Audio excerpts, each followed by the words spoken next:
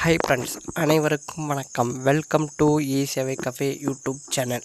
இன்றைக்கி நம்ம இந்த வீடியோவில் எதை பற்றி பார்க்க போகிறோம்னா, நிலத்தினுடைய பத்திரம் ஒருவர் பெயரிலும் நிலத்தினுடைய பற்றா மற்றொருவரின் பெயரிலும் இருந்தால் அந்த நிலத்தின் உண்மையான உரிமையாளர் யார் என்பதை இந்த வீடியோவில் தெளிவாக பார்க்க போகிறோம். வெறும் வாய்ஸ் ஓவர் மட்டும் தான் இருக்கும், எங்கேயும் ஸ்கிப் பண்ணாமல் முழுசாக பாருங்கள். டிஸ்கிரிப்ஷனில் டெலகிராம் குரூப் லிங்க் இருக்குது, அதில் ஜாயின் பண்ணுறது மூலிமா இ-சேவை சம்மந்தப்பட்ட அனைத்து தகவல்களும் நீங்கள் உடனுக்குடன் பெறலாம். மற்றும் வேலைவாய்ப்பு தகவலும் நீங்கள் நம்ம குரூப்பில் தொடர்ந்து பெறலாம். வாங்க வீடியோக்குள்ளே போகலாம். ஃபஸ்ட்டு பார்த்திங்கன்னா, இந்த பத்திரத்துக்கும் பட்டாவுக்கும் எந்த இடத்துல பிரச்சனை இருக்குதுன்னு பார்த்தீங்கன்னா, பட்டா ஒருத்தர் பேரில் இருக்கும், பத்திரம் இன்னொருத்தர் பேரில் இருக்கும். இப்போ பார்த்திங்கன்னா, அந்த ஒரு குறிப்பிட்ட நிலத்துக்கு இரண்டு தரப்பும் உரிமை கோருவாங்க. இந்த மாதிரி இருக்கிறத நம்ம எப்படி சால்வ் பண்ணுறது மற்றும் இந்த நிலத்திற்குரிய உண்மையான உரிமையாளர் யார் என்பதை இந்த வீடியோவில் பார்க்கலாம் வாங்க.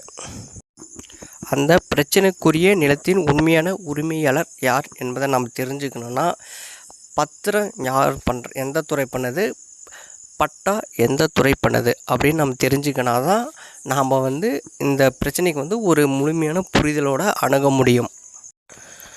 பத்திரம் என்பது முழுக்க பதிவுத்துறையால் மட்டும்தான் பார்த்திங்கன்னா பதிவு செய்து நம்மக்கிட்ட தருவாங்க.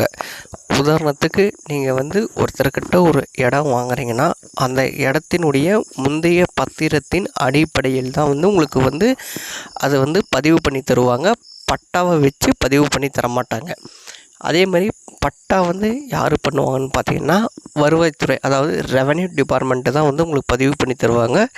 இது எந்த அடிப்படையில் வச்சு பண்ணி தருவாங்கன்னு பார்த்தீங்கன்னா, இதுவும் பத்திரத்தினுடைய அடிப்படையில் தான் உங்களுக்கு பெயர் மாற்றி தருவாங்களே தவிர, பட்டாவின் அடிப்படையில் பெயர் மாற்றி தரமாட்டாங்க. இந்த ஒரு விஷயத்திலிருந்தே நம்மளுக்கு புரியும், எது நிலத்தினுடைய உண்மையான உரிமையாளரை எந்த டாக்குமெண்ட் குறிக்கின்றது. கண்டிப்பாக பார்த்திங்கன்னா, பத்திரம் தான் அந்த நிலத்தின் உண்மையான உரிமையாளரை குறிக்குமே தவிர, பட்டா எந்த ஒரு இடத்துலையும் உரிமை கோரல் ஆவணமாக ஏற்கப்படாது. பல நீதிமன்ற வழக்கில் கூட பார்த்திங்கன்னா, உங்களுக்கு பட்டா தான் அந்த நிலத்தினுடைய உண்மையான ஆவணன்றதை தெளிவுபடுத்தியிருக்கு. சரி, அடுத்ததாக பார்த்திங்கன்னா, நம்ம எதை பற்றி பார்க்க போகிறோன்னா, பட்டா ஒருவர் பேரில் இருக்குது, பத்திரம் இன்னொருத்தர் பேரில் இருக்குது. இதில் பட்டா சம்மந்தமே இல்லாமல் இன்னொருத்தர் பேரில் இருந்தால் அதை எப்படி நீக்கிட்டு அவர் பிரச்சனை பண்ணுறாரு, அந்த மாதிரி காலகட்டத்தில் அவருடைய பேர் எப்படி நீக்கிட்டு நம்மளுடைய பேர் இணைக்கிறதுன்னு பார்க்கலாம்.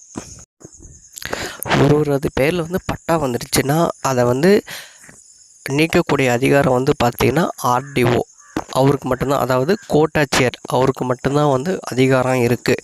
அதனால் நம்ம என்ன பண்ணணும்னா, ஃபஸ்ட்டு நம்ம கிட்ட இருக்கிற ஆவணத்தை வச்சு கோட்டாட்சியர்கிட்ட ஒரு மனு கொடுக்குறான்.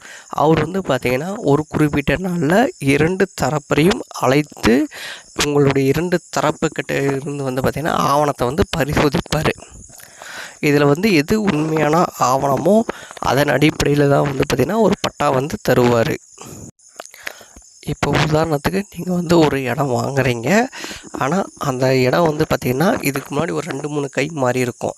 ஆனால் அவர் பேர்லேயே அந்த பட்டா இருக்குது. ஆனால் அவர் பார்த்திங்கன்னா மாற்றி தர உங்களுக்கு மறுக்கிறாரு, இல்லை ஏதாவது பிரச்சனை பண்ணுறாரு. அப்படி இருக்கும்போது பார்த்திங்கன்னா, நீங்கள் டேரெக்டாக கோட்டாட்சியர்கிட்ட அணுகி நீங்கள் மனு போடுறது மூலியம் அவர் இரு தரப்பையும் அழைத்து பேசி ஆவணங்களை கரெக்டான முறையில் பரிசோதனை செய்து யாருக்கு நிலத்திற்கு உண்மையான உரிமையாளரோ அவரிடம் அந்த பட்டா ஒப்படைப்பார்.